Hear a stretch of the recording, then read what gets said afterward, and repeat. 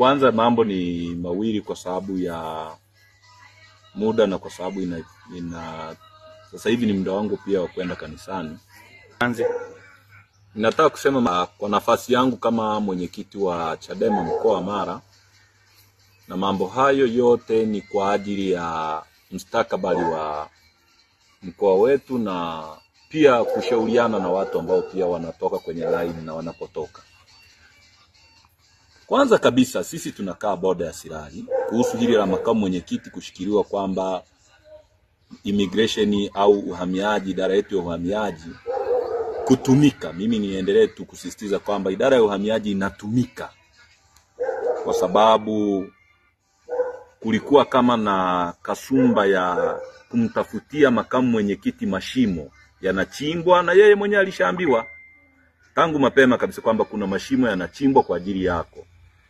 Na amekuwa mtu ambaye amekuwa na umakini mkubwa sana kutokuingia kwenye ugomvi ambao hauna msingi, lakini hajaacha kukaa kwenye line yake ya kusimamia ukweli ambao ndio nature yake na ndivyo alivyozaliwa. Na yeye kama ambavyo vitabu vya Mungu vinasema, ukisoma hata kitabu cha Zaburi, kwamba yeye kukataa kwenda na mashauri ya wasio haki haliwezi kuwa kosa kwake. Kwa hiyo mimi niendelee kumtia moyo kupitia Zaburi moja mstari wa kwanza mpaka wa 4. Kama kutakuwa na mtu atamfikishia hiyo, aelewe kwamba pia wamchao Bwana ni kama mlima Sayuni. Kwa hiyo asije akafikiria kwamba yuko peke yake. Wako malaika na yuko Mungu anaongozana naye.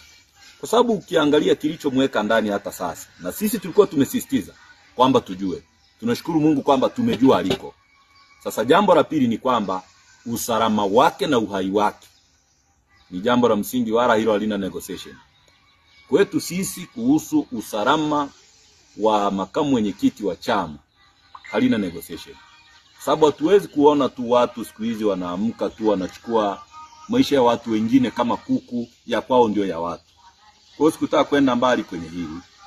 Ninachojua mimi kilichomweka ndani makamu mwenyekiti wetu ni phobia.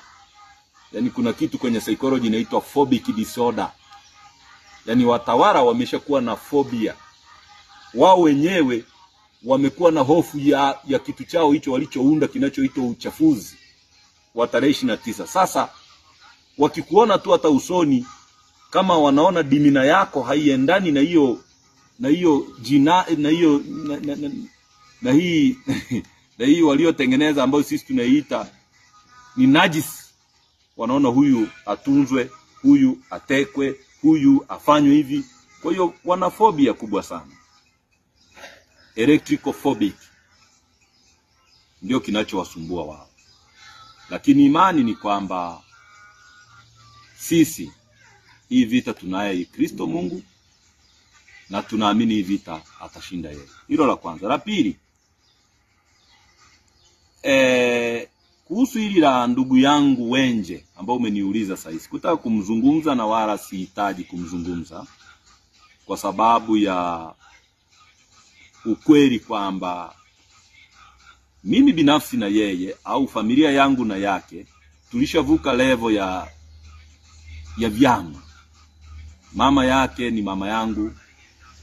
Tunazungumza rutini yetu ya maisha yetu na maisha yake ni maisha ya familia. Sasa labda tu ni mshauri, kwa sababu sizuiliwi kumshauri kaka yangu, mdogo wangu, dadangu au mtu yeyote yule. Hata katika maandiko matakatifu kusoma kitabu cha Mithali ni kwamba hata fimbo umrudi hata mtoto mtukutu. Wenje anaingia kwenye msitu wa niite labda msitu wa kipumbavu ambao ili aje kutoka kwenye ule msitu atakuwa amegharimu sana watu wengi. Atakuwa amegharimu mpaka watoto wake jina, kutanishi jina lake kwa kiwango ambacho hata siwezi kukielezea. Nikirejea hili jambo ambalo amelisema jana nafikiri mimi sifuatilii sana hayo mambo. Hili alilolisema kuhusu familia ya Lissu,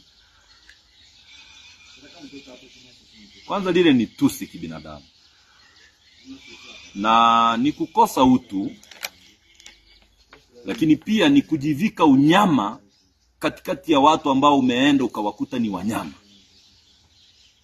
Nani ajuae, labda Wenje angeenda kwa hao watu kwenye hilo kundi ambalo limemchukua. Nani ajuae, labda angeenda kwenye hilo kundi, then akataka kuwarithisha matendo mema, akataka kuwashauri yaliyo mema, pengine akawashauri kutokuumiza watu. Hapo angeenda kufanya kazi takatifu, kazi ya Roho Mtakatifu. Lakini Wenje ameenda pale, anataka kujiharakia uchafu kuliko wachafu wenyewe. Yaani yeye ameingia kwenye kundi la watu, pengine anawaambia mbona muwapigi vizuri? Hao mnawapiga risasi, hao mlipaswa muwapige guruneti. Anamkosea Mungu sehemu kubwa sana. Wenje ndugu yangu, kama ambavyo Munishi alimuita Marebo, ninakuita Wenje.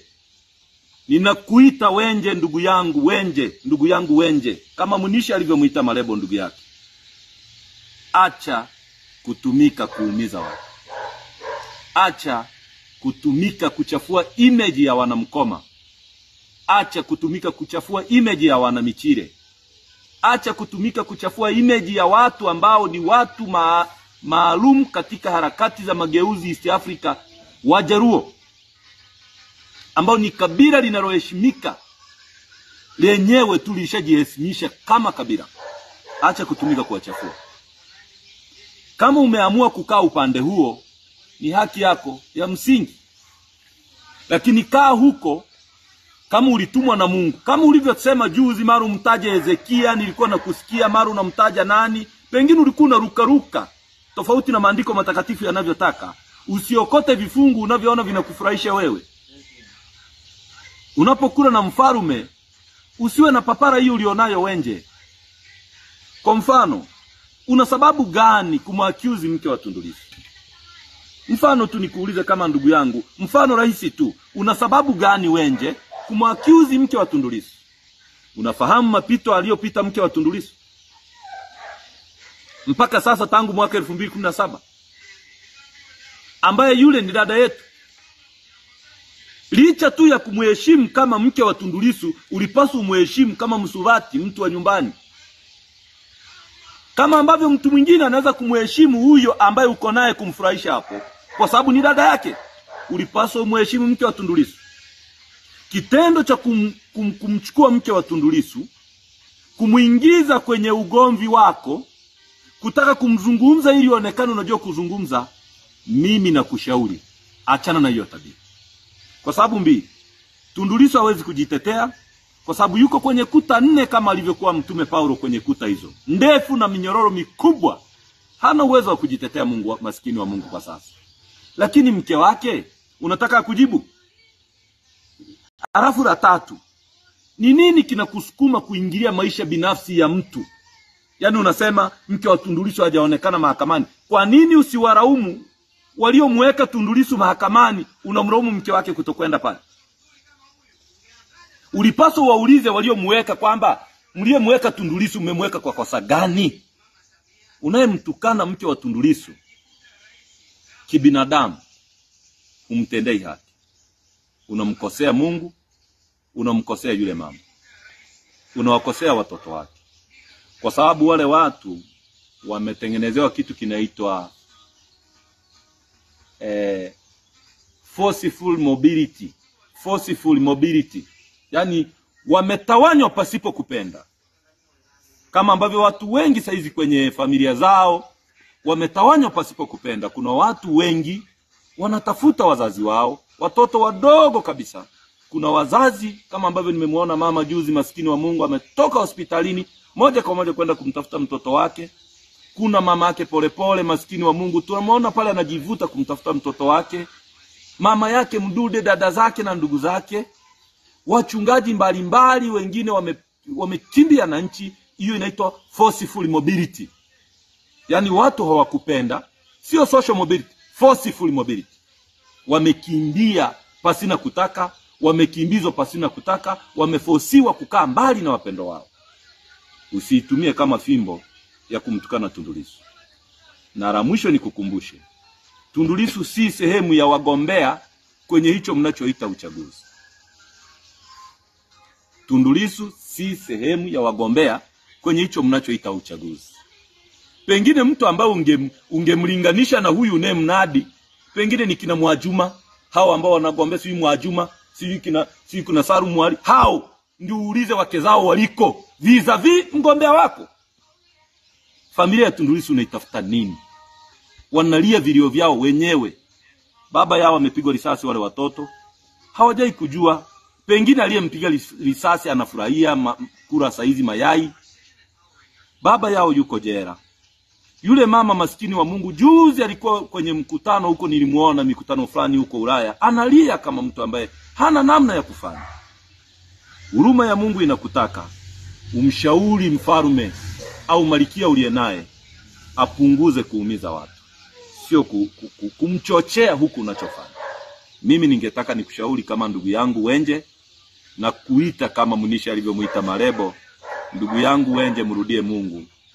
Ndugu yangu Wenje, muombe Mungu akupe hekima, uwe na kiasi katika yale unayoyasema. Na Mungu wetu, kwa sababu ni Mungu wa huruma, nina imani atakuhurumia. Na pengine mimi kama ndugu yako Chacha nitaendelea kukuombea Mungu akurejeshe hekima yako uliyokuwa nayo kama Wenje. Usimuumize mama pale Michire, na usituumize ndugu zako wengine, hata tukaona aibu hata kuposti picha tulizowahi kuishi na wewe katika wema, kwa sababu tu kwamba unataka kufurahisha watu. Shauri wangu pia kwako ni huo, na nisitakubali mtu yeyote amuongee mke wako, aongee watoto wetu wale wako ambao wako Canada, kwa sababu yoyote ile, kwa sababu atakuwa anakukosea, au kuongea njia ulizopita wewe ili unusurike kifo mwaka 2020, atakuwa anakukosea. Pengine sitakubali mwanachama yeyote kwenye grupu la chama la Chadema akakuuliza kuhusu Nyatega kwamba kwenye kaburi lake ukienda utajisikiaje leo, kwa sababu sio utu, na mimi sikubali hayo mambo yaendelee. Sitisha hayo maneno ya kumtukana Tundu Lissu na familia yake. Mnadi mgombea wako vis-a-vis kina Mwajuma anayogombea naye. Mungu akubariki kwenye siku hii kama utakuwa umenisikiliza sana.